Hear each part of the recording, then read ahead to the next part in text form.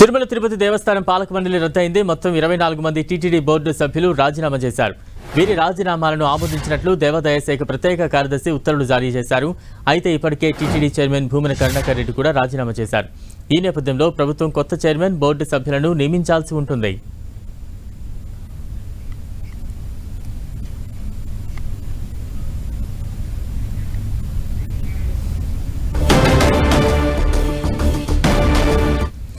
TTD పాలక మండలి రద్దుకు సంబంధించి తాజా అప్డేట్స్ అందించేందుకు ప్రతినిధి విజయ్ చంద్రన్ సిద్ధంగా ఉన్నారు. విజయ్,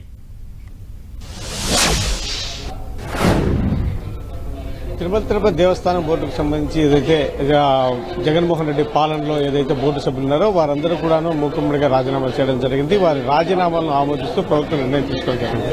ఈ నేపథ్యంలో కొత్త పాలక మండలిని ఏర్పాటు చేసేందుకోసం ప్రభుత్వం నిర్ణయం తీసుకుంది.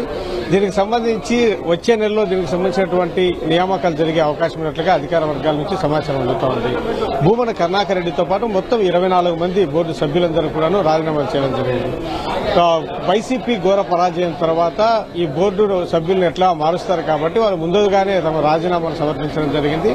ఈ నేపథ్యంలో ఎవరెవరైతే దీనికి సంబంధించినటువంటి బోర్డు సభ్యులను పెట్టాల్సి ఉంటుందనే దాని మీద మటుకు ఇప్పటికే కసరత్తు ప్రారంభమైందని చెప్పొచ్చు.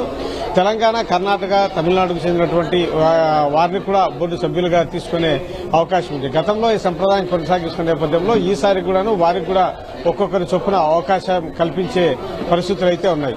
అయితే ఈసారి మిత్రపక్షాలైనటువంటి అంటే కనుక కూటమిలో ఉన్నటువంటి బీజేపీ, జనసేన సభ్యులకు కూడా అవకాశం ఉంటుంది. అయితే టీటీడీ బోర్డుకు సంబంధించి చైర్మన్ గా అది ఒక అన్ని రాజకీయ పార్టీలో ఒక ప్రతిష్టాత్మకంగా భావించే నేపథ్యం కాబట్టి దీనికి సంబంధించిన ఇప్పటికే పలువురు పేర్లు పరిశీలనలో ఉన్నట్లుగా మనకు సమాచారం అందుతూ ఉంది. టీటీడీ చైర్మన్ గా జనసేనకు సంబంధించినటువంటి వ్యక్తిని ఇస్తానటువంటి ప్రచారం జరుగుతుండగా టీడీపీ నేతలు కూడా కొంతమంది ఆశిస్తున్నటువంటి పరిస్థితి.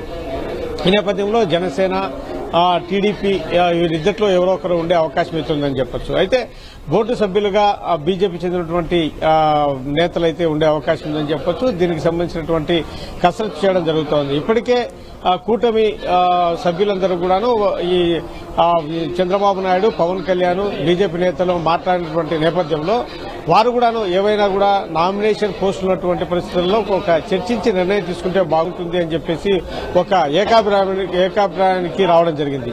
ఈ నేపథ్యంలో మూడు పార్టీలకు చెందినటువంటి వ్యక్తులను, నాయకులను ఈ సభ్యులుగా నియమించే అవకాశం అయితే కనుక ఖచ్చితంగా ఉంది. విజయ్, అంటే టీటీడీ బోర్డు కొత్త సభ్యులను ఎప్పట్లోగా నియమించే అవకాశం ఉంది? ఎటువంటి పోటీ వాతావరణం అయితే కనిపిస్తూ ఉంది?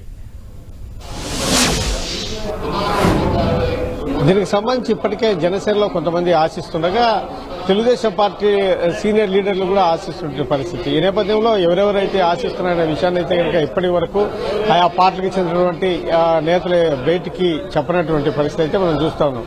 అయితే టోటల్గా అయితే జనసేనకు సంబంధించి కానీ లేకుంటే కనుక తెలుగుదేశం పార్టీకి సంబంధించిన కానీ వ్యక్తికి చైర్మన్ గా ఉండే అవకాశం ఉందని చెప్పొచ్చు. ఈ బోర్డు మెంబర్లు ఈ వ్యవహారం అంతా కూడాను వచ్చే నెలలోగా దీనికి సంబంధించినటువంటి నియామకాలు జరిగే అవకాశం అయితే ఉంది. Right, thank you Vijay Chandra.